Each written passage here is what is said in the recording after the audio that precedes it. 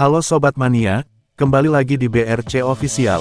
Ada kabar menarik nih mengenai PSM Makassar mulai mempersiapkan diri, menyambut Liga 1 2025 per 2026.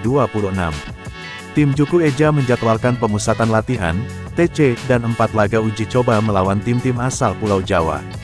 Media officer PSM Makassar, Sulaiman Abdul Karim mengatakan, uji coba akan digelar di luar Makassar. Sejumlah laga akan menjadi bagian dari persiapan tim menyongsong kompetisi.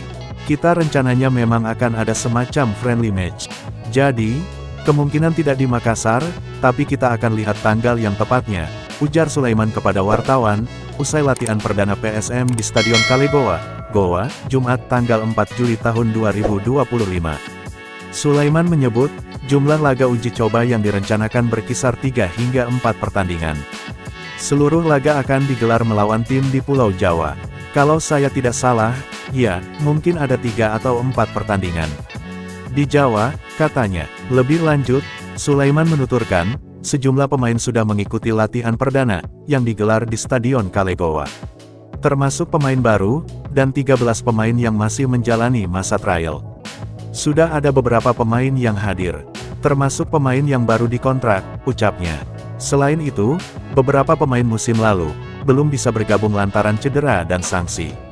Sementara sebagian pemain lokal masih menunggu finalisasi kontrak.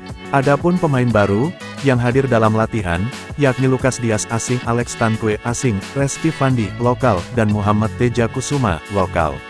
Sementara Rifki Dwi Septiawan lokal, belum bisa bergabung. Pemain baru yang lokal itu Reski Fandi sudah ada tadi. Tadi juga langsung kita perkenalkan. Kemudian Alex Tankwe dan Lukas Dias tadi sudah bergabung.